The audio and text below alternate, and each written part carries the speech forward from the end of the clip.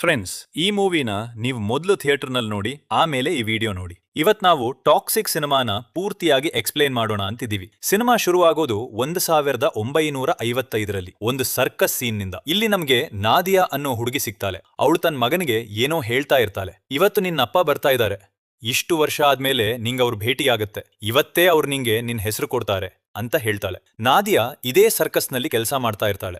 ಆದ್ರೆ ಅವಳ ಪರಿಸ್ಥಿತಿ ಎಷ್ಟೋ ದಿನದಿಂದ ತುಂಬಾ ಕೆಟ್ಟಿತ್ತು. ಅವಳು ಮಾನಸಿಕವಾಗಿ ಪೂರ್ತಿ ಡ್ಯಾಮೇಜ್ ಆಗಿದ್ಲು. ಇದೇ ಕಾರಣಕ್ಕೆ ಅವಳು ಜಾಸ್ತಿ ಕುಡಿತಾ ಮಾಡ್ತಾಳೆ. ಇದೇ ನಶೆಯಲ್ಲಿ ಮಗನಿಗೆ ಇವೆಲ್ಲ ವಿಷಯ ಹೇಳ್ತಾ ಇರ್ತಾಳೆ. ಅಪ್ಪ ಸರ್ಕಸ್ನ ಹೊರಗೆ ಸಿಗ್ತಾರೆ ಅಂತ ಹೇಳಿ ಅವಳು ತಾನೇ ಪರ್ಫಾರ್ಮೆನ್ಸ್ ಮಾಡಕ್ಕೆ ಒಳಗ್ ಹೋಗ್ತಾಳೆ. ಹೀಗೆ ಸರ್ಕಸ್ನ ಹೊರಗೆ ನಾದಿಯಾನ ಮಗ ಅಪ್ಪನ ದಾರಿ ಕಾಯ್ತಾ ನಿಲ್ತಾನೆ. ಆದ್ರೆ ಇದ್ದಕ್ಕಿದ್ದಂಗೆ ಸರ್ಕಸ್ನಲ್ಲಿ ದೊಡ್ಡ ಬ್ಲಾಸ್ಟ್ ಆಗತ್ತೆ. ಪೂರ್ತಿ ಸರ್ಕಸ್ ಧ್ವಂಸ ಆಗಿ ಹೋಗುತ್ತೆ. ಇದೇ ಬ್ಲಾಸ್ಟ್ ನಲ್ಲಿ ನಾದಿಯಾ ಕೂಡ ಸತ್ತೋಗ್ತಾಳೆ. ಸ್ವಲ್ಪ ಹೊತ್ತಾದ ಮೇಲೆ ಇಲ್ಲಿಗೆ ರಾಯ ಬರ್ತಾನೆ. ನಾದಿಯಾನ ಮಗ ಇಷ್ಟು ಹೊತ್ತು ಕಾಯ್ತಾ ಇದ್ದಿದ್ದೆ ರಾಯಾಗೋಸ್ಕರ. ಈಗ ರಾಯ ಮಗುನ ಜೊತೆಗೆ ಕರ್ಕೊಂಡು ಹೋಗ್ತಾನೆ. ಆದ್ರೆ ದಾರಿ ಮಧ್ಯೆ ಮಗುಗೆ ಸಾಕಷ್ಟು ಪ್ರಶ್ನೆಗಳಿದ್ವು. ಆದ್ರೆ ರಾಯ ತುಂಬಾ ನೋವಲ್ಲಿದ್ದ. ಯಾಕಂದ್ರೆ ನಾದಿಯಾ ಈ ಲೋಕದಲ್ಲಿ ಇಲ್ಲ ಅನ್ನೋ ವಿಷಯ ಅವನಿಗೆ ಆಗಷ್ಟೇ ಗೊತ್ತಾಗಿತ್ತು. ಇತ್ತ ಮಗು ಪದೇ ಪದೇ ನಾದಿಯಾ ಬಗ್ಗೆನೇ ಕೇಳ್ತಾ ಇರುತ್ತೆ. ನಾದಿಯಾ ಸತ್ತ ಮೇಲೆ ರಾಯ ಕೂಡ ಪೂರ್ತಿ ನಶೆಗಿಳ್ತಾನೆ. ಮಗುಗೆ ಸುಮ್ಮಗಿರುವಂತ ಪದೇ ಪದೇ ಗದರ್ತಾನೆ. ಮಗು ಸುಮ್ನಾಗದೇ ಇದ್ದಾಗ ರಾಯ ಗುಡ್ಡದ ಹತ್ರ ಕಾರ್ ನಿಲ್ಸಿ ಹೊರಗ್ ಬಂದು ಕುಡಿಯೋಕ್ ಶುರು ಮಾಡ್ತಾನೆ. ಮಗು ಆಗ ಕಾರ್ ಒಳಗೇ ಇರುತ್ತೆ. ಇಲ್ಲಿ ರಾಯ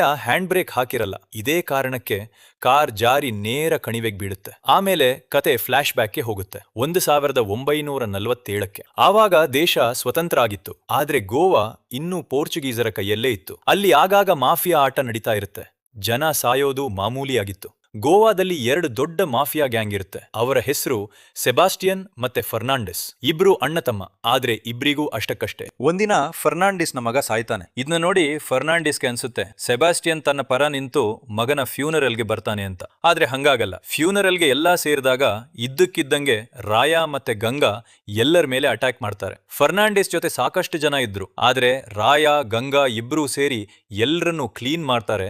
ಸಾಕಷ್ಟು ಜನನ ಕೊಚ್ಚಿ ಹಾಕ್ತಾರೆ. ಆದ್ರೆ ಕೊನೆಗೆ ಗಂಗಾ ರಾಯ ಇಬ್ರು ಫರ್ನಾಂಡಿಸ್ ನ ಜನರ ಕೈಗೆ ಸಿಗ್ತಾರೆ. ಇಲ್ಲಿ ನಮಗ್ ಗೊತ್ತಾಗೋದು ಏನಂದ್ರೆ ರಾಯ ಗಂಗಾ ಇಬ್ರು ಅಣ್ಣ ತಂಗಿ ಅಂತ. ಇನ್ನೊಂದು ವಿಷಯ ಗೊತ್ತಾಗುತ್ತೆ. ಫರ್ನಾಂಡಿಸ್ ನ ಮಗನ್ನ ಕೊಂದಿದ್ದೆ ರಾಯ ಗಂಗಾ ಅಂತ. ಇದಕ್ಕೆ ಫರ್ನಾಂಡಿಸ್ಗೆ ಇನ್ನೂ ಜಾಸ್ತಿ ಕೋಪ ಬರುತ್ತೆ. ಈಗ ಏನೇ ಆಗ್ಲಿ ಇಬ್ರನ್ನೂ ಕೊಂದೇ ಬಿಡ್ತೀನಿ ಅಂತ ರೆಡಿ ಆಗ್ತಾನೆ. ಆದ್ರೆ ಆಗ್ಲೇ ಅಲ್ಲಿಗೆ ಎಂಟ್ರಿ ಆಗುತ್ತೆ ಸೆಬಾಸ್ಟಿಯನ್ದು. ಫರ್ನಾಂಡಿಸ್ಗೆ ಪೂರ್ತಿ ನಂಬಿಕೆ ಇತ್ತು ತಮ್ಮ ಸೆಬಾಸ್ಟಿಯನ್ ತನ್ನ ಪರ ನಿಲ್ತಾನೆ ಅಂತ.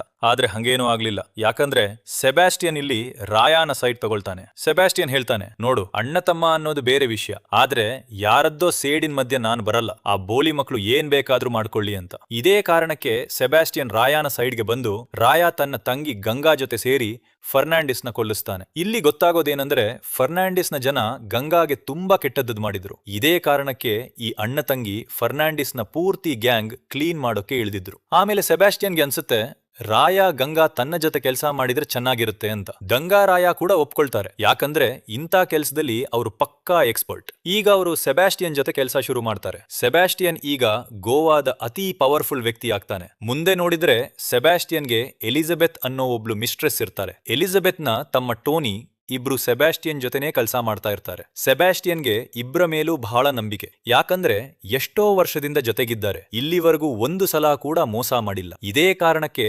ಸೆಬಾಸ್ಟಿಯನ್ ಇವ್ರ ಮೇಲೆ ಪೂರ್ತಿ ಭರವಸೆ ಇಟ್ಟಿರ್ತಾನೆ. ಆದ್ರೆ ರಾಯ ಗಂಗಾ ಬಂದ ಮೇಲೆ ಪರಿಸ್ಥಿತಿ ಪೂರ್ತಿ ಬದಲಾಗುತ್ತೆ. ಸೆಬಾಸ್ಟಿಯನ್ ಈಗ ರಾಯ ಗಂಗಾ ಮೇಲೂ ಜಾಸ್ತಿ ನಂಬಿಕೆ ಇಡ್ತಾನೆ. ಮತ್ತೆ ರಾಯ ಅನ್ನೋನು ಯಾರ ಮಾತು ಕೇಳಲ್ಲ. ಅವನ್ ಸ್ಟೈಲೇ ಬೇರೆ. ಪೂರ್ತಿ ವೈಲೆನ್ಸ್ ಲ್ಯಾಂಗ್ವೇಜ್. ಹಾಗಾಗಿ ರಾಯಾಗಿ ಯಾವ ಕೆಲಸ ಆಗ್ಬೇಕಿದ್ರು ಸುಲಭವಾಗಿ ಆಗ್ಬಿಡ್ತದೆ. ಆಮೇಲೆ ಕತೆಗೆ ಎಂಟ್ರಿ ಕೊಡ್ತಾಳೆ ಸೆಬಾಸ್ಟಿಯನ್ ನ ಮಗಳು ರೆಬೆಕಾ. ರೆಬೆಕಾ ಅಂದ್ರೆ ಯಾರ ಜೊತೆನೂ ಸರಿಯಾಗಿ ಮಾತಾಡಲ್ಲ. ಯಾವಾಗ್ಲೂ ಎಲ್ರ ಮೇಲೂ ಸಿಟ್ಟು. ಆದ್ರೆ ಒಂದಿನ ಇದೆಲ್ಲ ರಾಯ ಗಮನಿಸ್ತಾನೆ. ಎಲ್ಲೋ ಫಸ್ಟ್ ಲುಕ್ಗೆ ರಾಯಾಗೆ ರೆಬೆಕಾ ಇಷ್ಟ ಆಗ್ಬಿಡ್ತಾಳೆ. ಕೆಲವೇ ದಿನದಲ್ಲಿ ಇಬ್ರು ಒಬ್ರಿಗೊಬ್ರು ಹತ್ರ ಆಗ್ತಾರೆ. ಯಾಕಂದ್ರೆ ರೆಬೆಕಾಗೂ ರಾಯ ಇಷ್ಟ ಆಗಿತ್ತು. ಬೇಗನೆ ಇಬ್ರ ನಡುವೆ ಕ್ಲೋಸ್ನೆಸ್ ಜಾಸ್ತಿ ಆಗುತ್ತೆ. ಒಟ್ಟಿಗೆ ಟೈಮ್ ಸ್ಪೆಂಡ್ ಮಾಡೋಕೆ ಶುರು ಮಾಡ್ತಾರೆ. ಇವ್ರ ರಿಲೇಶನ್ಶಿಪ್ ಬಗ್ಗೆ ಎಲ್ರಿಗೂ ಗೊತ್ತಿತ್ತು. ಮುಂದೆ ನೋಡಿದ್ರೆ ಟೋನಿ ಮತ್ತೆ ಎಲಿಜಬೆತ್ ಸೇರಿ ಒಂದು ಪ್ಲಾನ್ ಮಾಡ್ತಾರೆ. ಸೆಬಾಸ್ಟಿಯನ್ ನ ಕೊಂದು ಅವನ್ ಜಾಗ ತಗೋಬೇಕು ಅಂತ. ಆದ್ರೆ ಇದು ಅಷ್ಟು ಸುಲಭ ಆಗಿರಲ್ಲ. ಯಾಕಂದ್ರೆ ಸೆಬಾಸ್ಟಿಯನ್ ಸಖತ್ ಪವರ್ಫುಲ್ ವ್ಯಕ್ತಿ. ಜೊತೆಗೆ ಸಾಕಷ್ಟು ಜನ ಬೇರೆ ಇರ್ತಾರೆ. ಹಾಗಾಗಿ ಇವ್ರಿಗೆ ಪರ್ಫೆಕ್ಟ್ ಪ್ಲಾನ್ ಬೇಕಿತ್ತು. ಸೆಬಾಸ್ಟಿಯನ್ ನ ಸರ್ಕಸ್ ಅಲ್ಲೇ ಕೊಲ್ಲೋಣ ಅಂತ ಪ್ಲಾನ್ ಮಾಡ್ತಾರೆ. ಅದಕ್ಕೋಸ್ಕರ ಸಾಕಷ್ಟು ಜನನ್ನ ಅವರನ್ನ ಜೋಕರ್ ವೇಷದಲ್ಲಿ ಸರ್ಕಸ್ಗೆ ಎಂಟ್ರಿ ಕೊಡಿಸ್ತಾರೆ. ಇವರೆಲ್ಲ ಟೋನಿ ಎಲಿಜಬೆತ್ನ ಜನ. ಇದೇ ಸರ್ಕಸ್ಗೆ ರಾಯ ಕೂಡ ಬಂದಿರ್ತಾನೆ. ಆಗ ಅವನ ಕಣ್ಣಿಗೆ ಬೀಳ್ತಾಳೆ ನಾದಿಯಾ ಅನ್ನೋ ಹುಡುಗಿ. ಈ ರಾಯಲ್ ಸರ್ಕಸ್ ನ ಸ್ಟಾರ್ ಅವಳೆ. ಸಖತ್ ಚಂದ ಇರ್ತಾಳೆ. ನಾದಿಯಾ ಇಲ್ದೆ ಈ ಸರ್ಕಸ್ ನಡೆಯೋದೇ ಇಲ್ಲ. ನಾದಿಯಾನ ಶೋ ಮುಗ್ದ ಮೇಲೆ ಅವಳು ವಾಪಸ್ ಹೋಗ್ತಾ ಇರ್ತಾಳೆ. ಆಗ ರಾಯ ಅವಳ ಹಿಂದೆನೆ ಹೋಗ್ತಾನೆ. ಆದ್ರೆ ಹಿಂದೆ ಹೋಗ್ತಾ ಇದ್ದಾಗ ಅವನಿಗೆ ಸಾಕಷ್ಟು ಜನ ಸತ್ ಬಿದ್ದಿರೋದು ಕಾಣುತ್ತೆ. ಇಲ್ಲೇನೋ ಎಡವಟ್ಟಾಗಿದೆ ಅಂತ ಅವನಿಗೆ ಗೊತ್ತಾಗುತ್ತೆ. ಅದಕ್ಕೆ ಅವನು ವಾಪಸ್ ಬಂದು ಒಬ್ಬೊಬ್ರೇ ಜೋಕರ್ ಗಳನ್ನ ಕೊಚ್ಚೋಕೆ ಶುರು ಮಾಡ್ತಾನೆ. ಯಾಕಂದ್ರೆ ಇವರೆಲ್ಲ ಸೆಬಾಸ್ಟಿಯನ್ ನ ಕೊಲ್ಲೋಕೆ ಬಂದಿದ್ದಾರೆ ಅಂತ ಅವನಿಗೆ ಗೊತ್ತಾಗ್ಬಿಡುತ್ತೆ. ಇವರಲ್ಲಿ ಒಬ್ಬ ಹುಡುಗ ಸೆಬಾಸ್ಟಿಯನ್ಗೆ ಗುಂಡು ಹೊಡೆದೇ ಬಿಟ್ಟಿರ್ತಾನೆ. ಆದ್ರೆ ಆ ಗುಂಡು ಕೈಗೆ ಬಿದ್ದಿದ್ರಿಂದ ಪ್ರಾಣಕ್ಕೇನೂ ಡೇಂಜರ್ ಆಗಿರಲ್ಲ. ಆದ್ರೆ ಇಲ್ಲಿ ರಾಯ ಒಬ್ನೇ ಈ ಎಲ್ಲಾ ಜನನ್ನ ಸಖತ್ ಕೆಟ್ಟದಾದ್ ಬಡ್ದು ಹಾಕ್ತಾನೆ. ಈಗ ರಾಯಾಗೆ ಗೊತ್ತಾಗ್ಬೇಕಿತ್ತು ಈ ಎಲ್ಲಾ ಜೋಕರ್ ಗಳನ್ನ ಒಳಗೆ ಬಿಟ್ಟಿದ್ಯಾರು ಅಂತ. ಸಂಶಯ ಜಾಸ್ತಿ ಬೀಳೋದೇ ನಾದಿಯಾ ಮೇಲೆ. ಇದೇ ಕಾರಣಕ್ಕೆ ರಾಯ ನಾದಿಯಾ ಜೊತೆ ಮಾತಾಡ್ತಾನೆ. ಆದ್ರೆ ರಾಯ ಇಲ್ಲಿ ನಾದಿಯಾ ಜೊತೆ ತುಂಬಾ ಕೆಟ್ಟದಾಗಿ ಅವಮಾನ ಆಗೋ ತರ ಮಾತಾಡ್ತಾನೆ. ಇದನ್ನ ಕೇಳಿ ನಾದಿಯಾಗೆ ಸಿಟ್ಟು ಬಂದು ಅವಳು ರಾಯನ ಮುಖಕ್ಕೆ ಉಗ್ದು ಬಿಡ್ತಾಳೆ. ಆದ್ರೂ ರಾಯ ಏನೂ ಮಾಡಲ್ಲ. ಸರಿ, ಈ ವಿಷಯ ಏನಿದೆಯೋ ನಾನೇ ಪತ್ತೆ ಹಚ್ತೀನಿ, ಬೇಗನೆ ಪಾಠ ಕಳಿಸ್ತೀನಿ ನಿಂಗೆ ಅಂತ ಹೇಳಿ ಸುಮ್ನಾಗ್ತಾನೆ. ಆದ್ರೆ ಟೋನಿ ಎಲಿಜಬೆತ್ಗೆ ಜಾಸ್ತಿ ಗಡಿಬಿಡಿ ಇರುತ್ತೆ. ಈ ವಿಷಯನ ಯಾರ ಮೇಲಾದ್ರೂ ಹಾಕ್ಬೇಕು ಅಂತ ಇಬ್ರು ಬಯಸ್ತಾರೆ. ಇವ್ರ ಪ್ರಕಾರ ಇದಕ್ಕೆ ಸೂಕ್ತ ಹುಡುಗಿ ಅಂದ್ರೆ ನಾದಿಯಾನೆ. ಇವರು ನಾದಿಯಾನ ಕೊಲ್ಲೋಕೆ ರೆಡಿ ಆಗ್ತಿದ್ದಂಗೆ ಅಲ್ಲಿಗೆ ರಾಯ ಬಂದು ಅವಳು ಪ್ರಾಣ ಉಳಿಸ್ತಾನೆ. ಜೊತೆಗೆ ರಾಯ ಟೋನಿನ ಸಖತ್ ಕ್ರೂರವಾಗಿ ಥಳಿಸ್ತಾನೆ. ಯಾಕಂದ್ರೆ ಇವ್ರ ಅಸಲಿಯತ್ ರಾಯಾಗೆ ಗೊತ್ತಾಗ್ಬಿಟ್ಟಿತ್ತು. ಜೋಕರ್ ಗಳನ್ನ ಒಳಗೆ ಬಿಡಿಸಕ್ಕೆ ಸಹಾಯ ಮಾಡಿದ ವ್ಯಕ್ತಿ ಸಿಕ್ಕಿ ಬಿದ್ದಿದ್ದ. ಅವನೇ ರಾಯಾಗೆಲ್ಲ ಹೇಳ್ಬಿಟ್ಟಿದ್ದ. ಆಗ ಗಂಗಾ ಹೇಳ್ತಾಳೆ, ಎಲಿಜಬೆತ್ ತಾನು ನಿರ್ದೋಷಿ ಅಂತ ಪ್ರೂವ್ ಮಾಡ್ಬೇಕು ಅಂದ್ರೆ ಸ್ವಂತ ಕೈಯಲ್ಲೇ ಅಣ್ಣ ಟೋನಿನ ಕೊಲ್ಬೇಕು. ಎಲಿಜಬೆತ್ಗೆ ಇದು ಸಖತ್ ಕಷ್ಟದ ಕೆಲಸ ಆಗ್ಬಿಡುತ್ತೆ. ಆದ್ರೂ ಬೇಡ ಬೇಡ ಅಂದ್ರೂ ಎಲಿಜಬೆತ್ ಟೋನಿನ ಕೊಲ್ಬೇಕಾಗತ್ತೆ. ಕೊಲ್ಲೋವಾಗ ಎಲಿಜಬೆತ್ಗೆ ಸಖತ್ ದುಃಖ ಆಗಿತ್ತು. ಈ ಸೇಡನ್ನ ಅವಳು ಎಂದೂ ಮಡಿಯಲ್ಲ. ಏನೇ ಆಗ್ಲಿ ರಾಯ ಗಂಗಾ ಇಬ್ರ ಮೇಲೂ ಸೇಡು ತೀರಿಸ್ಕೊಳ್ತೀನಿ ಅಂತ ಡಿಸೈಡ್ ಮಾಡ್ಕೊಳ್ತಾಳೆ. ಮುಂದೆ ನೋಡಿದ್ರೆ ಟೋನಿ ಸಟ್ ಮೇಲೆ ಎಲಿಜಬೆತ್ ಸಖತ್ ಕೋಪದಲ್ಲಿರ್ತಾಳೆ. ಇದೇ ಕಾರಣಕ್ಕೆ ನಾದಿಯಾನ ಜೀವಕ್ಕೂ ಡೇಂಜರ್ ಆಗ್ಬೋದು ಅಂತ ಗಂಗಾಗೆ ಗೊತ್ತಾಗುತ್ತೆ. ಗಂಗಾ ನಾದಿಯಾ ಹತ್ರ ಹೋಗಿ ನೀನು ಈ ಜಾಗ ಬಿಟ್ಟು ಹೋಗ್ಬೇಕು, ಇಲ್ಲ ಅಂದ್ರೆ ಇಲ್ಲೇ ಇದ್ರೆ ಸಾಯ್ತೀಯಾ ಅಂತ ಹೇಳ್ತಾಳೆ. ಇದೇ ಕಾರಣಕ್ಕೆ ಗಂಗಾ ನಾದಿಯಾಗೆ ಸಾಕಷ್ಟು ದುಡ್ಡು ಕೊಟ್ಟು ಕಳಿಸ್ತಾಳೆ. ನಾದಿಯಾ ಇಲ್ಲಿಂದ ಪರ್ಮನೆಂಟ್ ಆಗಿ ಹೋಗ್ಬೇಕಿತ್ತು. ಯಾವ ಟ್ರೈನ್ ನಲ್ಲಿ ನಾದಿಯಾ ಹೊರಟಿದ್ಲೋ ಅಲ್ಲಿಗೆ ಇದ್ದಕ್ಕಿದ್ದಂಗೆ ರಾಯ ಬಂದು ಅವಳನ್ನ ವಾಪಸ್ ಕರ್ಕೊಂಡು ಹೋಗ್ತಾನೆ. ನೀನು ಮಾಡ್ತಿದ್ ಕೆಲಸ ಅದೇ ಮುಂದುವರಿಸ್ತೀಯಾ ಅಂತ ಹೇಳಿ ಈಗ ನಾದಿಯಾ ಮತ್ತೆ ಸರ್ಕಸ್ ನಲ್ಲಿ ಕೆಲಸ ಶುರು ಮಾಡ್ತಾಳೆ. ರಾಯ ಪ್ರತಿದಿನ ಅವಳ ಶೋ ನೋಡಕ್ಕೆ ಹೋಗ್ತಾ ಇರ್ತಾನೆ. ರಾಯ ತನ್ನ ಪ್ರಾಣ ಉಳಿಸಿದ್ದಕ್ಕೆ ನಾದಿಯಾಗೆ ಅವನ ಜೊತೆ ಮಾತಾಡ್ಬೇಕು ಅನ್ಸುತ್ತೆ. ಜೊತೆಗೆ ಸಾರಿ ಕೂಡ ಹೇಳ್ಬೇಕಿತ್ತು. ಯಾಕಂದ್ರೆ ರಾಯ ಬಗ್ಗೆ ಅವಳು ತುಂಬಾ ಉಲ್ಟಾ ಪಲ್ಟಾ ಮಾತಾಡಿದ್ಲು. ಇದೇ ಕಾರಣಕ್ಕೆ ಒಂದಿನ ನಾದಿಯಾ ರಾಯ ಜೊತೆ ಮಾತಾಡ್ತಾಳೆ. ಆಮೇಲೆ ಸ್ಲೋಲಿ ಇಬ್ಬರ ನಡುವೆ ಕ್ಲೋಸ್ನೆಸ್ ಜಾಸ್ತಿ ಆಗ್ತಾ ಹೋಗುತ್ತೆ. ಒಂದಿನ ನಾದಿಯಾ ಗಂಗಾ ಬಗ್ಗೆ ಏನೋ ಕೇಳ್ತಾಳೆ. ಆಗ ರಾಯ ತನ್ನ ಬಾಲ್ಯದ ಕತೆ ಹೇಳ್ತಾನೆ. ನನ್ನ ಅಮ್ಮನೇ ನನ್ನ ಅಪ್ಪನ ಕೊಂದ್ಬಿಟ್ಟಿದ್ಲು. ಆಮೇಲೆ ನಾವಿಬ್ರು ಪೂರ್ತಿ ಅನಾಥ ಆಗ್ಬಿಟ್ವಿ. ಅಮ್ಮನ ಸಪೋರ್ಟ್ ಅನ್ನೋದೇ ನಮ್ಗೆ ಸಿಗ್ಲೇ ಇಲ್ಲ ಅಂತ ಹೇಳ್ತಾನೆ. ಆದ್ರೆ ರಾಯ ಹೇಳ್ತಾನೆ, ಈ ಪ್ರಪಂಚದಲ್ಲಿ ನಂಗೆ ಎಲ್ಲಾನು ನನ್ನ ತಂಗಿನೇ. ಯಾವಾಗ್ಲೂ ನನ್ ಜೊತೆ ನಿಂತವಳು ಅವಳೆ. ಚಿಕ್ಕಂದಲ್ಲಿ ಇಬ್ರಿಗೂ ಊಟಕ್ಕೂ ಗತಿ ಇರ್ಲಿಲ್ಲ. ಆಗ ಒಬ್ಬ ವ್ಯಕ್ತಿ ಹತ್ರ ಇಬ್ರು ಕೆಲಸ ಮಾಡ್ತಿದ್ರು. ಆ ಕೆಲಸ ಅಂದ್ರೆ ಗೋರಿಗಳಿಂದ ಹೆಣಗಳ ಮೈ ಮೇಲಿನ ಚಿನ್ನದ ಆಭರಣ ತೆಗಿಬೇಕಿತ್ತು. ಈ ಕೆಲಸ ಬೇರೆ ಯಾರೂ ಮಾಡ್ತಾ ಇರ್ಲಿಲ್ಲ. ಇದನ್ನ ರಾಯಾನೇ ಮಾಡ್ತಿದ್ದ. ಯಾಕಂದ್ರೆ ಅವನಿಗೂ ತಂಗಿ ಅಂದ್ರೆ ಪ್ರಾಣ. ತಂಗಿಗೋಸ್ಕರ ಏನ್ ಬೇಕಾದ್ರೂ ಮಾಡೋಕೆ ರೆಡಿ ಇದ್ದ. ಆದ್ರೆ ಗಂಗಾ ರಾಯಾಗೋಸ್ಕರ ಮಾಡಿದ ತ್ಯಾಗ ಅಂತೂ ರಾಯಾಗೆ ಎಂದೂ ಮರೆಯೋಕೆ ಆಗಲ್ಲ. ಒಂದಿನ ಒಬ್ಬಳು ಹೆಣ್ಣು ಮಗಳು ಇವರಿಗೆ ಸಹಾಯ ಮಾಡ್ತಾಳೆ, ಊಟ ಹಾಕಿಸ್ತಾಳೆ. ಆದ್ರೆ ಒಂದಿನ ರಾಯಾಗೆ ಗೊತ್ತಾಗತ್ತೆ ಈ ಹೆಂಗಸು ಬಲವಂತವಾಗಿ ಗಂಗಾನ ಕೂಡ ಇದೇ ಕೆಲಸಕ್ಕೆ ಹಾಕಬೇಕು ಅಂತ ನೋಡ್ತಿದ್ದಾಳೆ. ಗಂಗಾ ಜೊತೆ ಬಲವಂತ ಮಾಡ್ತಿದ್ರು. ಆಗ ರಾಯಾಗೆ ವಿಪರೀತ ಸಿಟ್ಟು ಬಂದು ಆ ಹೆಂಗಸನ್ನು ಗಂಗಾ ಜೊತೆ ಬಲಾತ್ಕಾರ ಮಾಡ್ತಿದ್ ವ್ಯಕ್ತಿನೂ ಕೊಂದ್ಬಿಡ್ತಾನೆ. ಆಮೇಲೆ ಕತೆ ಮತ್ತೆ ಪ್ರೆಸೆಂಟ್ ಬರುತ್ತೆ. ಅಲ್ಲಿ ರಾಯ ಇವೆಲ್ಲ ವಿಷಯ ನಾದಿಯಾಗಿ ಹೇಳ್ತಾ ಇರ್ತಾನೆ. ಈಗ ಇಬ್ಬರ ರಿಲೇಷನ್ ಇನ್ನೂ ಗಟ್ಟಿ ಆಗ್ಬಿಟ್ಟಿರುತ್ತೆ. ಒಬ್ರಿಗೊಬ್ರು ಸಖತ್ ಕ್ಲೋಸ್ ಆಗ್ಬಿಟ್ಟಿರ್ತಾರೆ. ರಾಯ ನಾದಿಯಾ ಜೊತೆ ಇರೋಕ್ ಶುರು ಮಾಡಿದಾಗಿಂದ ಅವನು ರೆಬೆಕಾನ ಪೂರ್ತಿ ಮರ್ತೇ ಬಿಟ್ಟಿರ್ತಾನೆ. ಅಂದ್ರೆ ರೆಬೆಕಾ ಬರೀ ಅವನ ಒಂದು ಅಗತ್ಯ ಆಗಿದ್ಲಷ್ಟೇ ಅನ್ಸುತ್ತೆ. ಆದ್ರೆ ಈಗ ಎಲ್ಲೋ ರಾಯಾಗೆ ನಾದಿಯಾ ಮೇಲೆ ನಿಜವಾಗ್ಲೂ ಪ್ರೀತಿ ಹುಟ್ಟುತ್ತೆ. ಆದ್ರೆ ಈ ವಿಷಯ ಈಗ ಸ್ಲೋಲಿ ಪೂರ್ತಿ ಊರಲ್ಲಿ ಹಬ್ಬೋಕ್ ಶುರು ಆಗುತ್ತೆ. ರೆಬೆಕ್ಕಾಗೂ ಇದೇ ವಿಷಯ ಗೊತ್ತಾಗುತ್ತೆ. ಇದ್ರಿಂದ ಅವಳಿಗೆ ವಿಪರೀತ ಜಲಸಿ ಆಗುತ್ತೆ. ಎಲ್ಲಾ ಗೊತ್ತಿದ್ರು ರೆಬೆಕಾ ರಾಯ ಜೊತೆ ಸರಿಯಾಗಿ ಮಾತಾಡೋಕೆ ಆಗ್ತಿರಲ್ಲ. ಆದ್ರೆ ಸ್ಲೋಲಿ ಇದೆಲ್ಲ ಮಿತಿ ಮೀರ್ತಾ ಇರುತ್ತೆ. ಯಾಕಂದ್ರೆ ರಾಯ ಅವಳಿಗೆ ಒಂಚೂರು ಟೈಮ್ ಕೊಡ್ತಿರಲ್ಲ. ಯಾವಾಗ್ಲೂ ನಾದಿಯಾ ಜೊತೆನೇ ಇರ್ತಾನೆ. ಇದೇ ಕಾರಣಕ್ಕೆ ಒಂದಿನ ರೆಬೆಕಾ ಕುಡ್ಡ ನಶೆಯಲ್ಲಿ ರಾಯಾಗೆ ಸಖತ್ ಕಿರ್ಚಾಡ್ತಾಳೆ. ಯಾಕಂದ್ರೆ ರೆಬೆಕ್ಕಾಗೆ ಸಿಗ್ಬೇಕಿದ್ದ ಪ್ರೀತಿ ರಾಯ ನಾದಿಯಾಗೆ ಕೊಡ್ತಿದ್ದ. ಇದೆಲ್ಲ ಗಂಗಾಗೂ ಗೊತ್ತಿತ್ತು. ಆದ್ರೆ ಸೆಬಾಸ್ಟಿಯನ್ ಜೊತೆ ಸಮಸ್ಯೆ ಆಗೋದು ಗಂಗಾಗೆ ಬೇಡ ಆಗಿತ್ತು. ಹಾಗಾಗಿ ಗಂಗಾ ರಾಯಾಗೆ ತಿಳಿ ಹೇಳ್ತಾಳೆ, ರೆಬೆಕ್ಕಾ ಮನ್ಸ ಈ ತರ ನೋಯಿಸಬಾರ್ದು, ಇಲ್ಲಾಂದ್ರೆ ಸೆಬಾಸ್ಟಿಯನ್ ನ ಲೆಗಸಿ ನಮ್ಗೆ ಸಿಗೋದೇ ಇಲ್ಲ ಅಂತ. ರಾಯ ಕೂಡ ಇದ್ರ ಬಗ್ಗೆ ಯೋಚನೆ ಮಾಡ್ತಾನೆ. ಸ್ವಲ್ಪ ದಿನ ಆದ್ಮೇಲೆ ರಾಯ ರೆಬೆಕ್ಕಾ ಜೊತೆ ಟೈಮ್ ಸ್ಪೆಂಡ್ ಮಾಡೋಕ್ ಶುರು ಮಾಡ್ತಾನೆ. ಯಾಕಂದ್ರೆ ಈ ಗದ್ದುಗೆ ಬೇಕು ಅಂದ್ರೆ ರೆಬೆಕ್ಕಾ ಜೊತೆ ಇರೋದು ಮಸ್ಟ್ ಅಂತ ಅವನಿಗೂ ಅರ್ಥ ಆಗ್ಬಿಡುತ್ತೆ. ಆದ್ರೆ ರಾಯ ರೆಬೆಕ್ಕಾ ಜೊತೆ ಇರ್ತಾನೆ ನಿಜ, ಆದ್ರೆ ಮನಸ್ಸಲ್ಲಿ ಯಾವಾಗ್ಲೂ ನಾದಿಯಾನೇ ನೆನಪಾಗ್ತಾ ಇರುತ್ತೆ. ಒಂದಿನ ಗಂಗಾ ರಾಯ ಇಬ್ರು ಮಾತಾಡ್ತಾ ಇದ್ದಾಗ ಇದ್ದಕ್ಕಿದ್ದಂಗೆ ಸೆಬಾಸ್ಟಿಯನ್ ಬರ್ತಾನೆ. ಅವನು ಸಖತ್ ಕೋಪಲ್ಲಿರ್ತಾನೆ. ರಾಯಾಗ್ ಹೇಳ್ತಾನೆ, ನಿನ್ನ ಹುಡುಗಿ ಇದ್ದಾಳಲ್ಲ ಆ ನಾದಿಯಾ, ಅವಳು ಪ್ರೆಗ್ನೆಂಟ್ ಆಗಿದ್ದಾಳೆ, ನಿನ್ ಮಗುಗೆ ಅವಳೇ ಅಮ್ಮ ಆಗ್ಬೋಳಿದ್ದಾಳೆ. ಈಗ ನೋಡು ನಾನೇನ್ ಮಾಡ್ತೀನಿ ಅಂತ. ಆ ನಾದಿಯಾನ ಎಲ್ರ ಮುಂದೆ ಸಿಕ್ಕಾಪಟ್ಟೆ ಥಳಿಸ್ತೀನಿ, ಅವಳ ಹೊಟ್ಟೆಯಲ್ಲಿರೋ ಮಗುನ ಕೂಡ ಸುಮ್ನೆ ಬಿಡಲ್ಲ. ಇದನ್ನೆಲ್ಲ ಕೇಳಿದ ಮೇಲೆ ರಾಯಾಗ್ ಇದ್ದಕ್ಕಿದ್ದಂಗೆ ಪರಮ ಕೋಪ ಬರುತ್ತೆ. ಆದ್ರೆ ಆ ಸಮಯದಲ್ಲಿ ಅವನಿಂದ ಏನೂ ಮಾಡೋಕೆ ಆಗಲ್ಲ. ಇಲ್ಲಿ ನಮಗ್ ಗೊತ್ತಾಗೋದೇನಂದ್ರೆ ಇವತ್ತೇ ರೆಬೆಕ್ಕಾ ರಾಯಾನ ಮದ್ವೆ ಕೂಡ ಇರುತ್ತೆ. ಅದೇ ದಿನ ಈ ಹೆಡ್ಡು ಬೇರೆ ರಾಯಾಗ್ ಬಿದ್ದಿರುತ್ತೆ. ಆಗ ರಾಯ ವಿಪರೀತ ಕುಡಿಯೋಕ್ ಶುರು ಮಾಡ್ತಾನೆ. ಪೂರ್ತಿ ನಶೇಲಿ ಇದ್ದಾಗ ಗಂಗಾ ಬರ್ತಾಳೆ. ಗಂಗಾ ಹೇಳ್ತಾಳೆ, ಇವತ್ತು ನಿನ್ ಮದ್ವೆ, ಈ ತರ ಕುಡ್ದು ಕೂರ್ಬಾರ್ದು ನೀನು. ಆದ್ರೆ ರಾಯಾನ ಪರಿಸ್ಥಿತಿ ನೋಡಿ ಗಂಗಾಗೆ ಗೊತ್ತಾಗುತ್ತೆ ರಾಯಾಗೆ ನಾದಿಯಾ ಮೇಲೆ ನಿಜವಾದ ಪ್ರೀತಿ ಇದೆ ಅಂತ. ಮಗುವಿನ ವಿಷಯ ಕೇಳಿದ ಮೇಲಂತೂ ರಾಯ ಇನ್ನೂ ಜಾಸ್ತಿ ಟೆನ್ಷನ್ಗೆ ಬೀಳ್ತಾನೆ. ಯಾಕಂದ್ರೆ ಸೆಬಾಸ್ಟಿಯನ್ ನಾದಿಯಾ ಮತ್ತೆ ಮಗುನ ಕೂಡ ಕೊಳ್ಳೋಕ್ ಹೊರಟಿರ್ತಾನೆ. ಆಗ ಗಂಗಾ ಹೇಳ್ತಾಳೆ, ನಾನಿದೀನಿ ನಿನ್ ಜೊತೆ, ಈ ಗದ್ದುಗೆನ ಹೇಗ್ ನಡೆಸಬೇಕು ಅಂತ ಆಮೇಲೆ ನೋಡ್ಕೊಳ್ಳೋಣ. ಆಮೇಲೆ ಇಬ್ರು ಅಣ್ಣ ತಂಗಿ ಪಾರ್ಟಿಗೆ ಹೋಗ್ತಾರೆ. ಪಾರ್ಟಿಗೆ ಹೋದ ತಕ್ಷಣ ರಾಯ ಮೊದ್ಲು ಕೊಲ್ಲೋ ವ್ಯಕ್ತಿ ಅಂದ್ರೆ ಸೆಬಾಸ್ಟಿಯನ್. ಅವನ ಸಖತ್ ಕ್ರೂರವಾಗಿ ಕೊಲ್ತಾನೆ. ಆಮೇಲೆ ಸೆಬಾಸ್ಟಿಯನ್ನ ಎಲ್ಲಾ ಜನನ್ನ ರಾಯ ಗಂಗಾ ಸೇರಿ ಕೊಲ್ಲೋಕ್ ಶುರು ಮಾಡ್ತಾರೆ. ಗಂಗಾ ರಾಯ ಬಹುತೇಕ ಎಲ್ಲರನ್ನೂ ಕೊಂದಿರ್ತಾರೆ. ಆಗ ಇದ್ದಕ್ಕಿದ್ದಂಗೆ ರೆಬೆಕ್ಕಾ ರಾಯಾನ ಮುಂದೆ ಬರ್ತಾಳೆ. ಅವಳ ಕೈಯಲ್ಲಿ ಗನ್ ಇರುತ್ತೆ.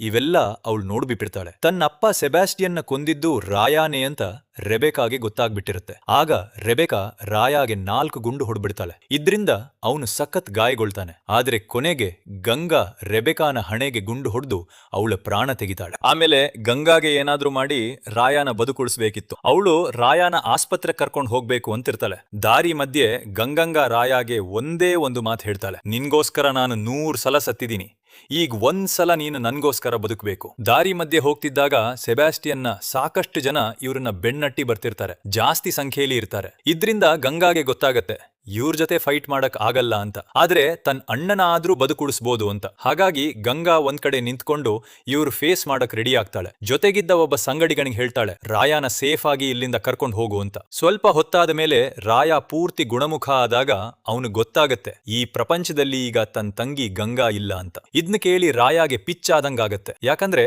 ಈ ಪ್ರಪಂಚದಲ್ಲಿ ಅವನನ್ನ ಅತಿ ಜಾಸ್ತಿ ಪ್ರೀತಿಸೋ ಒಬ್ಳೇ ಒಬ್ಳು ಇದ್ರೆ ಅದು ಅವನ ತಂಗಿ ಗಂಗಾನೇ. ಗಂಗಾ ಬಿಟ್ರೆ ಈ ಜಗತ್ತಲ್ಲಿ ಅವನಿಗೆ ಬೇರೆ ಯಾರೂ ಇರ್ಲಿಲ್ಲ. ಆಮೇಲೆ ನಮ್ಗೆ ಗೊತ್ತಾಗತ್ತೆ ಗಂಗಾನ ಕೊನೆಗೆ ಹೇಗ್ ಕೊಂದ್ರು ಅಂತ. ಅಸಲಿಗೆ ಗಂಗಾ ಎಲಿಜಬೆತ್ನದ ಕೈಗೆ ಸಿಕ್ಕಿದ್ಲು. ಎಲಿಜಬೆತ್ಗೆ ಬಹಳ ಹಿಂದಿಂದಲೂ ರಾಯ ಗಂಗಾನ ಕೊಲ್ಬೇಕು ಅನ್ನೋ ಆಸೆ ಇತ್ತು. ಈಗ ಎಲಿಜಬೆತ್ಗೆ ಪರ್ಫೆಕ್ಟ್ ಚಾನ್ಸ್ ಸಿಕ್ಕಿತ್ತು. ಆದ್ರೆ ಎಲಿಜಬೆತ್ ಗಂಗಾನ ಡೈರೆಕ್ಟ್ ಆಗಿ ಕೊಲ್ಲಲ್ಲ. ಗಂಗಾ ಟೋನಿನ ಹೇಗ್ ಕೊಲ್ಸಿದ್ಲೋ ಹಂಗೆ ಎಲಿಜಬೆತ್ ಕೂಡ ಕೊಲ್ಸ್ತಾಳೆ. ಗಂಗಾನ ಸರಪಳಿಯಲ್ಲಿ ಕಟ್ಟಿ ಹಾಕಿರ್ತಾರೆ. ಸ್ವಲ್ಪ ಹೊತ್ತಾದ ಮೇಲೆ ಎಲಿಜಬೆತ್ ನಾದಿಯಾನ ಅಲ್ಲಿಗೆ ಕರ್ಕೊಂಡ್ ಬರ್ತಾಳೆ. ನಾದಿಯಾನ ಹೊಟ್ಟೆಯಲ್ಲಿ ರಾಯಾನ ಮಗು ಇರುತ್ತೆ. ಇದು ಎಲ್ರಿಗೂ ಗೊತ್ತಿರೋ ವಿಷಯ. ಇದೇ ಕಾರಣಕ್ಕೆ ಗಂಗಾ ಹೇಳ್ತಾಳೆ, ಬಹಳ ಹಿಂದೆ ನೀನು ನನ್ನ ಕೇಳಿದ್ಯಲ್ಲ, ರಾಯಾಗೆ ನನ್ ಮೇಲೆ ಪ್ರೀತಿ ಇದ್ಯಾ ಇಲ್ವಾ ಅಂತ. ಹೇಳ್ತೀನಿ ಕೇಳು. ರಾಯಾಗೆ ನಿನ್ ಮೇಲೆ ವಿಪರೀತ ಪ್ರೀತಿ ಇದೆ. ಈಗ ಎಲಿಜಬೆತ್ಗೆ ಬೇಕಿರೋದು ನಾದಿಯಾ ಸ್ವಂತ ಕೈಯಲ್ಲೇ ಗಂಗಾನ ಕೊಲ್ಲೋದು. ಯಾಕಂದ್ರೆ ರಾಯ ಮುಂದೆ ಯಾವಾಗ್ಲಾದ್ರೂ ನಾದಿಯಾನ ನೋಡಿದಾಗ ಇವಳೇ ನನ್ ತಂಗಿನ ಕೊಂದಿದ್ದು ಅಂತ ಅವನ್ಗೆ ಯಾವಾಗ್ಲೂ ನೆನಪಿರ್ಬೇಕು ಅನ್ನೋದೇ ಇದರ ಹಿಂದಿನ ಪ್ಲಾನ್. ಬೇಡ ಬೇಡ ಅಂದ್ರೂ ನಾದಿಯಾ ಕೊನೆಗೆ ಗಂಗಾನ ಕೊಲ್ಬೇಕಾಗತ್ತೆ. ಇಲ್ಲಿಗೆ ಫ್ಲಾಶ್ ಬ್ಯಾಕ್ ಮುಗಿಯುತ್ತೆ. ಇವೆಲ್ಲ ವಿಷಯ ರಾಯಾಗೆ ಗೊತ್ತಾದಾಗ ಅವನ ಮನಸ್ಪೂರ್ತಿ ಒಡ್ದೇ ಹೋಗುತ್ತೆ. ಸಿಟ್ಟು ನೆತ್ತಿಗೆ ಇರುತ್ತೆ. ಏನೇ ಆಗ್ಲಿ ತಂಗಿಗೋಸ್ಕರ ಸೇಡು ತೀರಿಸ್ಕೋಬೇಕು ಅಂತ ಇದೊಂದೇ ಗುರಿ ಇಟ್ಕೊಂಡು ಅವನು ಎಲಿಜಬೆತ್ನ ಎಲ್ಲಾ ಜನರ ಮುಂದೆ ಹೋಗಿ ಎಲ್ರನ್ನೂ ಸಖತ್ ಕ್ರೂರವಾಗಿ ಕೊಲ್ತಾನೆ. ಗಂಗಾ ಇಲ್ದೇ ಇರೋ ರಾಯ ಪೂರ್ತಿ ಮುರಿದು ಬಿದ್ದಿರ್ತಾನೆ. ಈಗ ಗೋವಾ ಬಿಟ್ಟು ನೇರ ಮಕಾವ್ಗೆ ಹೊರಡ್ತಾನೆ. ಆದ್ರೆ ಮಕಾವ್ನಲ್ಲಿ ಅವನ್ ಮಾಡೋ ಆಟಾತೋಪ ನೋಡಿ ಎಲ್ರೂ ಶಾಕ್ ಆಗ್ಬಿಡ್ತಾರೆ. ಅಲ್ಲಿನ ಒಂದು ಗ್ಯಾಂಗ್ ಜೊತೆ ಕೈ ಜೋಡಿಸಿ ಆಮೇಲೆ ಅಲ್ಲಿನ ಮಾಫಿಯಾನೇ ಪೂರ್ತಿ ಕ್ಲೀನ್ ಮಾಡಿಬಿಡ್ತಾನೆ. ಆದ್ರೆ ಈಗ ರಾಯಾಗೆ ಒಂದ್ ಕೆಲಸದ ವಿಷಯದಲ್ಲಿ ಗೋವಾಗ್ ಬರ್ಬೇಕಿತ್ತು. ಸ್ವಲ್ಪ ಸಮಯ ಆದ್ಮೇಲೆ ರಾಯ ಗೋವಾಗ್ ಬಂದ್ಬಿಡ್ತಾನೆ. ಈ ಸುದ್ದಿ ನಾದಿಯಾಗೂ ಸಿಕ್ಕಿತ್ತು. ಇದೇ ಎಲ್ಲಾ ಸೀನ್ ನಮ್ಗೆ ಸಿನಿಮಾದ ಶುರುವಾತ್ನಲ್ಲೇ ತೋರಿಸಿದ್ರು. ನಾದಿಯಾ ಮಗಂಗೆ ಹೇಳಿದ್ಲಲ್ಲ, ಇವತ್ತು ನಿನ್ನ ಅಪ್ಪ ಬರ್ತಾ ಇದ್ದಾರೆ, ನಿಂಗ್ ಭೇಟಿ ಆಗ್ತಾರೆ, ಇವತ್ತೇ ನಿಂಗೆ ಅವರೇ ಹೆಸರು ಕೊಡ್ತಾರೆ, ಸರ್ಕಸ್ನ ಹೊರಗೆ ಅವ್ರ ದಾರಿ ಕಾಯ್ಬೇಕು ಅಂತ. ಅದೇ ಸೀನ್ ಇದು. ಆ ಟೈಮಲ್ಲಿ ನಾದಿಯಾ ಪೂರ್ತಿ ಮುರಿದ್ ಬಿದ್ದಿದ್ಲು, ವಿಪರೀತ ಕುದ್ದಿದ್ಲು, ಸರ್ಕಸ್ ಪೂರ್ತಿ ಧ್ವಂಸ ಆಗಿತ್ತು, ನಾದಿಯಾ ಸತ್ತೋಗಿದ್ಲು. ಈಗ ರಾಯನ ಮಗ ಅವಳ ಹತ್ರ ಇದ್ದ, ಪದೇ ಪದೇ ಪ್ರಶ್ನೆ ಕೇಳ್ತಾ ಇರ್ತಾನೆ. ಇದೇ ಕಾರಣಕ್ಕೆ ಅವಳು ಒಂದ್ ಗುಡ್ಡದ ಹತ್ರ ನಿಂತಿರ್ತಾಳೆ. ಅಲ್ಲಿ ಕಾರ್ ಕೂಡ ಹ್ಯಾಂಡ್ ಬ್ರೇಕ್ ಇಲ್ದೆ ನಿಂತಿರುತ್ತೆ. ಇದ್ದಕ್ಕಿದ್ದಂಗೆ ಆ ಕಾರ್ ಚಲಿಸೋಕ್ ಶುರುವಾಗತ್ತೆ. ಆ ಕಾರ್ನಲ್ಲಿ ರಾಯನ ಮಗ ಕೂಡ ಕೂತಿರ್ತಾನೆ. ಕಾರ್ ನೇರ ನೀರಿಗೆ ಬೀಳುತ್ತೆ. ಇದ್ರಿಂದ ಕಾರ್ ಮುಳುಗೋಕ್ ಶುರುವಾಗತ್ತೆ. ರಾಯನ ಮಗ ಕೂಡ ಮುಳುಗ್ತಾ ಇರ್ತಾನೆ. ಆಗ ಇದ್ದಕ್ಕಿದ್ದಂಗೆ ರಾಯ ಅವನನ್ನ ಕಾಪಾಡಿ ಹೊರಗ್ ಕರ್ಕೊಂಡ್ ಬರ್ತಾನೆ. ಆದ್ರೆ ರಾಯಾಗೆ ಅವನನ್ನ ತನ್ನ ಹತ್ರ ಇಟ್ಕೋಬೇಕು ಅನ್ಸಲ್ಲ. ಹಾಗಾಗಿ ಅವನಿಗೆ ಇಲ್ಲಿಂದ ಹೊರಡು ಅಂತ ಹೇಳ್ತಾನೆ. ಗನ್ ಕೂಡ ತೋರಿಸಿ ಇಲ್ಲಿಂದ ಹೊರಟು ಹೋಗು ಅಂತ ಗದರ್ತಾನೆ. ಅವನ್ ಮಗ ಆಮೇಲೆ ಅಲ್ಲಿಂದ ಹೊರಟು ಹೋಗ್ತಾನೆ. ಈಗ ರಾಯ ಮಕಾವ್ನಿಂದ ಗೋವಾಗ್ ಬಂದಾಗಿತ್ತು. ಇಡೀ ಗೋವಾನೇ ತನ್ನ ಸ್ವಂತ ಆಳ್ಕೆಗೆ ತಗೋಬೇಕಿತ್ತು. ಇದೇ ಕಾರಣಕ್ಕೆ ಪೂರ್ತಿ ಗ್ಯಾಂಗ್ ಜೊತೆ ಇಡೀ ಗೋವಾದಲ್ಲಿ ಆಟಾಟೋಪ ಮಾಡಿ ಅಲ್ಲಿ ರಾಜ್ಯಭಾರ ಶುರು ಮಾಡ್ತಾನೆ. ಈಗ ಕತೆ 1967 ಬರುತ್ತೆ. ಅಷ್ಟೊತ್ತಿಗೆ ರಾಯ ಇಡೀ ಗೋವಾನ ಪೂರ್ತಿ ಕಬ್ಜಾ ಮಾಡ್ಕೊಂಡಿರ್ತಾನೆ. ಆದ್ರೆ ಈಗ ಯಾವಾಗ್ಲೂ ನಶೇಲಿ ಇರ್ತಾನೆ. ಸಿಕ್ಕಾಗ್ಲೆಲ್ಲ ಕುಡಿಯಕ್ಕೆ ಕೂತ್ ಬಿಡ್ತಾನೆ. ಅವನ ಪರಿಸ್ಥಿತಿ ದಿನದಿಂದ ದಿನಕ್ಕೆ ಇನ್ನೂ ಕೆಟ್ಟದಾಗ್ತಾ ಹೋಗುತ್ತೆ. ಆಗ ಒಂದಿನ ರಾಯಾಗೆ ಮೆಲಿಸಾ ಅನ್ನೋ ಹುಡುಗಿ ಎದುರಾಗ್ತಾಳೆ. ಅವಳು ಮೈ ಮೇಲೆ ಬಾಂಬ್ ಕಟ್ಕೊಂಡು ಬಂದಿರ್ತಾಳೆ. ಮೆಲಿಸಾ ಹೇಳ್ತಾಳೆ, ನೀನೇ ನನ್ನ ಅಪ್ಪನ ಪ್ರಾಣ ಉಳಿಸಿದ್ದೆ, ಆದ್ರೆ ಇವತ್ತು ಅದೇ ಜನ ನಿನ್ ಹತ್ರ ಕಳಿಸಿದ್ದಾರೆ. ನನ್ ಮೈ ಮೇಲೆ ಬಾಂಬ್ ಇದೆ, ಇನ್ನೊಂದೆರಡು ನಿಮಿಷದಲ್ಲಿ ಬ್ಲಾಸ್ಟ್ ಆಗುತ್ತೆ. ಆದ್ರೆ ರಾಯ ಹೇಳ್ತಾನೆ, 2 ನಿಮಿಷ ಇದ್ರೆ ಸಾಕು, ಆ 2 ನಿಮಿಷದಲ್ಲಿ ಬಹಳಷ್ಟು ಮಾಡ್ಬೋದು. ಆಗ ರಾಯ ಮೆಲಿಸಾ ಹತ್ರ ಬಂದು ಆ ಬಾಂಬ್ ನ ಕಿಟಕಿಯಿಂದ ಹೊರಗೆಸ್ತು ಬಿಡ್ತಾನೆ. ಈ ತರ ರಾಯ ಮೆಲಿಸಾನ ಪ್ರಾಣ ಉಳಿಸ್ತಾನೆ. ಮುಂದೆ ನೋಡಿದ್ರೆ ಮೆಲಿಸಾ ಎಲ್ಲೋ ರಾಯಾಗೆ ಸಖತ್ ಹತ್ರ ಆಗ್ಬಿಟ್ಟಿರ್ತಾಳೆ. ಅಸಲಿಗೆ ಮೆಲಿಸಾಗೆ ರಾಯ ಸಖತ್ ಇಷ್ಟ ಆಗ್ಬಿಟ್ಟಿದ್ದ. ಇದೇ ಕಾರಣಕ್ಕೆ ಅವನ ಸುತ್ತಮುತ್ತಲೇ ಇರ್ಬೇಕು ಅಂತ ಬಯಸ್ತಾಳೆ. ಒಂದಿನ ಮೆಲಿಸಾ ರಾಯ ಹತ್ರ ಹೋಗಿ ಕೇಳ್ತಾಳೆ, ನಾನ್ ನಿನ್ ಜೊತೆ ಇರ್ಬೋದಾ ಅಂತ. ಅದಕ್ಕೆ ರಾಯ ಹೇಳ್ತಾನೆ, ನನ್ ಎಷ್ಟು ದಿನ ಸಹಿಸ್ಕೋಬಲ್ಲೆಯೋ ಅಷ್ಟು ದಿನ ಇರು. ಆಮೇಲೆ ಇಬ್ರು ಒಟ್ಟಿಗೆ ಇರೋಕೆ ಶುರು ಮಾಡ್ತಾರೆ. ಸಮಯ ಹಂಗೇ ಕಡೀತಾ ಹೋಗುತ್ತೆ. ಮುಂದೆ ನಾವು ನೋಡ್ತೀವಿ, ಮೆಲಿಸಾಗೆ ಇವತ್ತು ಡೆಲಿವರಿ ಆಗ್ಬೇಕಿತ್ತು. ಆದ್ರೆ ರಾಯ ಒಂದ್ ದೊಡ್ಡ ಪ್ರಾಬ್ಲಮ್ ನಲ್ಲಿ ಸಿಕ್ಕಾಕೊಂಡಿರ್ತಾನೆ. ಯಾಕಂದ್ರೆ ಅವನು ಬರ್ತಿದ್ದ ದಾರಿಯಲ್ಲಿ ಕೆಲವು ಜನ ಅವನ ಮೇಲೆ ಅಟ್ಯಾಕ್ ಮಾಡ್ತಾರೆ. ಸಾಕಷ್ಟು ಜನ ಇದ್ರು. ಆದ್ರೆ ರಾಯ ಒಬ್ನೇ ಇವರೆಲ್ಲ ಮೇಲೆ ಭಾರಿ ಬೀಳ್ತಾನೆ. ಆಗ ರಾಯನ ಕಣ್ಣಿಗೆ ಒಬ್ಬ ಹುಡುಗ ಬೀಳ್ತಾನೆ. ರಾಯನಿಂದ ತಪ್ಪಿಸ್ಕೊಂಡು ಓಡ್ತಾ ಇರ್ತಾನೆ. ರಾಯ ಅವನು ಬೆನ್ನಟ್ಟಿ ಹೋಗ್ತಾನೆ. ಆದ್ರೆ ಅವನು ಕೈಗೆ ಸಿಗಲ್ಲ. ಆದ್ರೆ ಆ ಹುಡುಗ ಇನ್ಯಾಕೋ ರಾಯಾಗೆ ಪದೇ ಪದೇ ನೆನಪಾಗ್ತಾ ಇರ್ತಾನೆ. ಅವನಿಗೆ ಅರ್ಥ ಆಗ್ತಿರಲ್ಲ, ಇವನ್ ಯಾರಪ್ಪ ಅಂತ. ಅಷ್ಟೊತ್ತಿಗೆ ಗೊತ್ತಾಗುತ್ತೆ ಮೆಲಿಸಾಗೆ ಒಂದ್ ಗಂಡು ಮಗು ಆಗಿದೆ ಅಂತ. ಆಗ ರಾಯ ಕೂಡ ಅವನು ನೋಡಕ್ಕೆ ಹೋಗ್ತಾನೆ. ತನ್ ಮಗುಗೆ ಆಡಮ್ ಅಂತ ಹೆಸರಿಡ್ತಾನೆ. ಮುಂದೆ ನೋಡಿದ್ರೆ ಆ ಹುಡುಗನ್ನ ನೋಡ್ದಾಗಿಂದ ರಾಯ ತಲೆಯಲ್ಲಿ ಅವನೇ ಸುತ್ತಾ ಇರ್ತಾನೆ. ಅವನ್ ಯಾವಾಗ್ಲೂ ರಾಯನ ಸುತ್ತಮುತ್ತಲೇ ಇದ್ದು ಅಟ್ಯಾಕ್ ಮಾಡೋ ಪ್ರಯತ್ನ ಮಾಡ್ತಿರ್ತಾನೆ. ಇದೇ ಕಾರಣಕ್ಕೆ ರಾಯಾಗೆ ವಿಪರೀತ ಟೆನ್ಷನ್ ಇರುತ್ತೆ. ಯಾಕಂದ್ರೆ ಆ ಹುಡುಗನ ಅಟ್ಯಾಕ್ಗಳು ದಿನದಿಂದ ದಿನಕ್ಕೆ ಜಾಸ್ತಿ ಆಗ್ತಾನೇ ಇರ್ತವೆ. ಹೀಗೆ 5 ವರ್ಷ ಕಡಿತಾವೆ. ಆಡಮ್ಗೆ ಇವತ್ತು 5ನೇ ಬರ್ಡೇ. ಅದೇ ದಿನ ಇದ್ದಕ್ಕಿದ್ದಂಗೆ ಆ ಹುಡುಗ ಮತ್ತೆ ರಾಯನ ರೂಮ್ಗೆ ನುಗ್ಗಿ ಅಟ್ಯಾಕ್ ಮಾಡೋ ಪ್ರಯತ್ನ ಮಾಡ್ತಾನೆ. ಆಗ ರಾಯ ಕೂಡ ಅವನನ್ನ ಕೊಲ್ಲೋ ಪ್ರಯತ್ನ ಮಾಡ್ತಾನೆ. ಆದ್ರೆ ಆ ಹುಡುಗ ಹೇಗೋ ತಪ್ಪಿಸ್ಕೊಂಡು ಓಡ್ ಹೋಗ್ತಾನೆ. ಆದ್ರೆ ಈ ಹುಡುಗನ್ನ ಬೇರೆ ಯಾರು ನೋಡಕ್ಕೆ ಆಗಿರಲ್ಲ. ರಾಯಾಗೆ ಮಾತ್ರ ಕಾಣಿಸ್ತಿದ್ದ. ಸಖತ್ ಚಾಲಾಕಿಯಿಂದ ಈ ಮನೆಯಿಂದ ಪರಾರಿಯಾಗ್ಬಿಡ್ತಾನೆ. ಈಗ ರಾಯನ ಪರಿಸ್ಥಿತಿ ದಿನದಿಂದ ದಿನಕ್ಕೆ ಇನ್ನೂ ಕೆಟ್ಟದಾಗ್ತಾ ಇರುತ್ತೆ. ಈ ಹುಡುಗ ಯಾರು, ಯಾಕ್ ಬರೀ ತನ್ನೊಬ್ನ ಹಿಂದೆ ಬಿದ್ದಿದ್ದಾನೆ ಅಂತ ಅವನ್ಗೆ ಅರ್ಥವೇ ಆಗ್ತಿಲ್ಲ. ಆಮೇಲೆ ನಮ್ಗೆ ಗೊತ್ತಾಗುತ್ತೆ, ಈ ಹುಡುಗ ಬೇರೆ ಯಾರೂ ಅಲ್ಲ, ನಾದಿಯಾ, ರಾಯನ ಸ್ವಂತ ಮಗನೇ ಅಂತ. ಆದ್ರೆ ಇವನು ಸಖತ್ ಡೇಂಜರಸ್. ಎಲ್ಲಿ ಇರ್ತಿದ್ನೋ ಅಲ್ಲಿನ ಬಾಸ್ನೇ ಕೊಂದ್ಬಿಟ್ಟಿದ್ದ.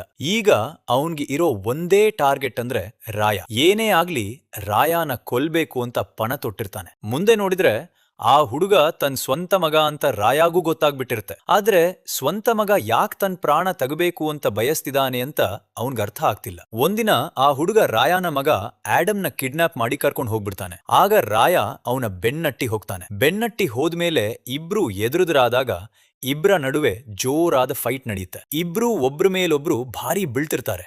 ಸಖತ್ ಜಬರ್ದಸ್ತ್ ಫೈಟ್ ಇರುತ್ತೆ. ಫೈಟ್ ಮಧ್ಯೆ ಇಬ್ರು ಸ್ವಲ್ಪ ಮಾತಾಡ್ಕೊಳ್ತಾರೆ ಕೂಡ. ಇವನ್ ಯಾಕೆ ರಾಯನ ಕೊಲ್ಲೋಕೆ ಬಯಸ್ತಾನೆ ಅಂತ. ರಾಯ ಹೇಳ್ತಾನೆ, ನಿನ್ ಬಗ್ಗೆ ನನ್ನಲ್ಲಿ ಕಾಣಿಸ್ತಿದ್ದ ದ್ವೇಷ ಅದು ನಿಂಗಾಗಿರ್ಲಿಲ್ಲ, ಅದು ನನ್ ಬಗ್ಗೆನೇ ಇತ್ತು. ಮತ್ತೆ ನಾದಿಯಾ ಇದ್ದಿದ್ರಿಂದಲೇ ಗಂಗಾ ಸತ್ತೋಗಿದ್ದು. ಆದ್ರೆ ಆ ಹುಡುಗ ಹೇಳ್ತಾನೆ, ಗಂಗಾ ಅಂತ್ಲೂ ನಾದಿಯಾ ಅಂತ್ಲೂ ಬೇರೆ ಯಾರ ಕಾರಣಕ್ಕೂ ಸತ್ಲಿಲ್ಲ. ನಿನ್ ಕಾರಣಕ್ಕೆ ಸತ್ರು. ಆದ್ರೆ ಇವನು ಬಾಳ ದಿನದಿಂದ ಅಪ್ಪನ ಪ್ರೀತಿಗಾಗಿ ಪರಿತಪಿಸ್ತಿದ್ದ. ಆದ್ರೆ ಆ ಪ್ರೀತಿ ಎಂದೂ ಸಿಗ್ಲಿಲ್ಲ. ಅಪ್ಪ ಅವನನ್ನ ಒಬ್ಬನೇ ಬಿಟ್ಟು ಹೋಗಿದ್ದ. ಆಗ ರಾಯ ಹೇಳ್ತಾನೆ, ಇನ್ಮೇಲೆ ನಂಗೆ ಇವೆಲ್ಲದ್ರಿಂದ ಓಡೋಕೆ ಆಗಲ್ಲ, ನನ್ನ ಕೊಂದ್ಬಿಡು. ಆದ್ರೆ ರಾಯನ ಮಗಂಗೆ ಇದ್ ಮಾಡೋಕೆ ಆಗಲ್ಲ. ಅವನು ದೂರ ಓಡಿ ಹೋಗಿ ನಿಂತ್ಕೊಂಡು ಅಳೋಕೆ ಶುರು ಮಾಡ್ತಾನೆ. ಯಾಕಂದ್ರೆ ಆ ಹುಡುಗಂಗೆ ಬೇಕಿದ್ದಿದ್ದೇ ಅಪ್ಪನ ಪ್ರೀತಿ ಮಾತ್ರ. ಆದ್ರೆ ಅದು ಎಂದೂ ಸಿಗ್ಲಿಲ್ಲ. ಇದೇ ಕಾರಣಕ್ಕೆ ಈಗ ಅವನಿಗೆ ಕೋಪ ಬಂದು ರಾಯನ ಮಗ ಸ್ವಂತ ಅಪ್ಪನ್ನೇ ಕೊಂದ್ಬಿಡ್ತಾನೆ. ಆದರೆ ಆಗ್ಲೇ ರಾಯನ ಇನ್ನೊಬ್ಬ ಮಗ ಆಡಮ್ ಡ್ಯಾಡಿ ಡ್ಯಾಡಿ ಅಂತ ಕಿರಿಚ್ಕೊಂಡು ಓಡ್ ಬರ್ತಾನೆ. ಇಲ್ಲಿಗೆ ದೊಡ್ಡ ಟ್ವಿಸ್ಟ್ ಒಂದ್ ಬಂದ್ಬಿಡುತ್ತೆ. ಇಲ್ಲಿ ನಮ್ಗೆ ಗೊತ್ತಾಗೋದೇನಂದ್ರೆ ರಾಯ ನಾದಿಯಾನ ಮಗ ಅಂತ ಹೇಳ್ಕೊಂಡು ಪದೇ ಪದೇ ರಾಯಾನನ ಬೆನ್ನಟ್ತಾ ಇದ್ದ. ಅವನ ಕೊಲ್ಲೋಕೆ ಫೈಟ್ ಆಗ್ತಿತ್ತಲ್ಲ, ಇದೆಲ್ಲ ಬರೀ ರಾಯಾನ ಹ್ಯಾಲ್ಯುಸಿನೇಷನ್ ಆಗಿತ್ತು. ಇದೆಲ್ಲ ರಾಯಾಗೆ ಮಾತ್ರ ಕಾಣ್ತಿತ್ತು. ಆ ಹುಡುಗ ಬೇರೆ ಯಾರಿಗೂ ಕಾಣಿಸ್ತಾನೇ ಇರ್ಲಿಲ್ಲ, ರಾಯಾಗೆ ಮಾತ್ರ ಕಾಣ್ತಿದ್ದ. ಇದೆಲ್ಲ ಶುರುವಾಗಿದ್ದೇ ಆಡಮ್ ಹುಟ್ಟಿದ ಮೇಲೆ. ಅವನು ಡ್ಯಾಡಿ ಅಂತ ಕರೆಯೋಕೆ ಶುರು ಮಾಡಿದಾಗ್ಲಿಂದ ರಾಯಾಗೆ ಆ ಹುಡುಗ ಕಾಣೋಕೆ ಶುರುವಾಗಿತ್ತು. ಇದಕ್ಕೆ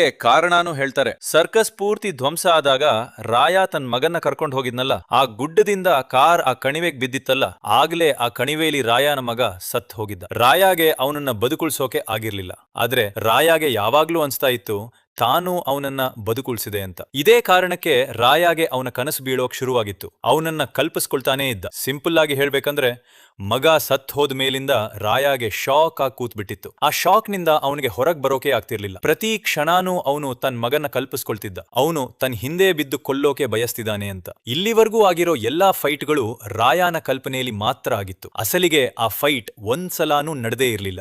ಈಗ ಕತೆ ಮುಂದೆ ಹೋಗುತ್ತೆ. ಸಿನಿಮಾದ ಅತಿ ದೊಡ್ಡ ವಿಲನ್ ಅಂದ್ರೆ ಅವನು ಮಕಾವ್ನಲ್ಲಿ ಇರ್ತಿದ್ದವನು. ರಾಯ ಅವನಿಗೋಸ್ಕರನೇ ಕೆಲಸ ಮಾಡ್ತಿದ್ದ. ಆದ್ರೆ ಈಗ ಆ ವಿಲನ್ ನ ಮಗ ನಿಕೋಲಸ್ ನ ಪ್ರಾಣ ಹೋಗಿರುತ್ತೆ. ಅವನ ಕೊಂದಿದ್ದು ರಾಯಾನೆ. ಆಗ ಆ ವಿಲನ್ ಸಾಕಷ್ಟು ಜನನ್ನ ರಾಯ ಹಿಂದೆ ಕಳಿಸ್ತಾನೆ. ಅವರು ರಾಯಾನ ಪೂರ್ತಿ ಗ್ಯಾಂಗ್ ನ ಕೊಂದ್ ಹಾಕಿ ಕೊನೆಗೆ ರಾಯ ಒಬ್ನೇ ಉಳ್ತಾನೆ. ಇದೆಲ್ಲ ನೋಡಿ ರಾಯಾಗೆ ಕೋಪ ಬಂದ್ಬಿಡುತ್ತೆ. ಆ ವಿಲನ್ ನ ಗೂಂಡಾಗಳನ್ನ ಒಬ್ಬೊಬ್ಬರಾಗಿ ಹೆಕ್ಕಿ ಹೆಕ್ಕಿ ಕೊಲ್ಲೋಕ್ ಶುರು ಮಾಡ್ತಾನೆ. ಆದ್ರೆ ಇವ್ರ ಸಂಖ್ಯೆ ಸಖತ್ ಜಾಸ್ತಿ ಇತ್ತು. ಇದೇ ಕಾರಣಕ್ಕೆ ರಾಯ ಅಲ್ಲಿನ ಹಿಮದ ಬಂಡೆಗಳಲ್ಲಿ ಒಂದು ದೊಡ್ಡ ಬ್ಲಾಸ್ಟ್ ಮಾಡ್ತಾನೆ. ಇದ್ರಿಂದ ದೊಡ್ಡ ಪ್ರಮಾಣದ ಹಿಮ ಇವ್ರ ಹತ್ರ ಬರೋಕ್ ಶುರುವಾಗುತ್ತೆ. ಇದ್ರಿಂದ ಎಲ್ಲ ವಿಲನ್ಗಳ ಜೊತೆ ರಾಯ ಕೂಡ ಸಾಯೋ ಪರಿಸ್ಥಿತಿ ಬರುತ್ತೆ. ಆದ್ರೆ ಈ ಮಧ್ಯೆ ರಾಯಾಗೆ ಬರೀ ಒಂದೇ ಒಂದು ಆಸೆ ಇರುತ್ತೆ, ತನ್ ಮಗನ್ನ ಒಮ್ಮೆ ತಬ್ಬುಕೋಬೇಕು ಅಂತ. ಯಾವ ಮಗನ ಬದುಕುಳ್ಸೋಕೆ ಆಗ್ಲಿಲ್ವೋ ಅವನನ್ನ ಒಂದ್ಸಲ ಆದ್ರೂ ತಬ್ಬುಕೋಬೇಕು ಅಂತ ಬಯಸ್ತಾನೆ. ಕೊನೆಗೆ ಅವನಿಗೆ ಆ ಮಗ ಕಾಣಿಸ್ತಾನೆ. ಅವನು ತಬ್ಬುಕೊಳ್ತಾನೆ. ಇದೇ ಸಮಯದಲ್ಲಿ ಎಲ್ರೂ ಅಲ್ಲೇ ಸಾಯ್ತಾರೆ. ಇಲ್ಲಿಗೆ ಈ ಸಿನಿಮಾ ಮುಗಿತಾ ಇರುತ್ತೆ. ಹಂಗಾದ್ರೆ ಈ ಸಿನಿಮಾಗೆ 10ರಲ್ಲಿ ಎಷ್ಟು ರೇಟಿಂಗ್ ಕೊಡ್ತೀರಾ? ಕಮೆಂಟ್ ನಲ್ಲಿ ಹೇಳಿ. ವಿಡಿಯೋ ಇಷ್ಟ ಆಗಿರುತ್ತೆ ಅಂತ ನಂಬಿದೀವಿ. ವಿಡಿಯೋ ಇಷ್ಟ ಆಗಿದ್ರೆ ಲೈಕ್ ಮಾಡಿ, ಚಾನೆಲ್ ಸಬ್ಸ್ಕ್ರೈಬ್ ಮಾಡೋದು ಮರಿಬೇಡಿ. ಇದೇ ತರ ಫ್ರೆಶ್ ಮತ್ತೆ ಲೇಟೆಸ್ಟ್ ಕಂಟೆಂಟ್ ಸಿಗ್ತಾ ಇರುತ್ತೆ ನಿಮ್ಗೆ. ಇನ್ನೊಂದು ಸೂಪರ್ ವಿಡಿಯೋ ಜೊತೆ ಸಿಗೋಣ. ಅಲ್ಲಿವರೆಗೂ ನಮ್ ಚಾನೆಲ್ ಜೊತೆನೇ ಇರಿ. ಜೈ ಕರ್ನಾಟಕ ಮಾತೆ. ಪೀಸ್.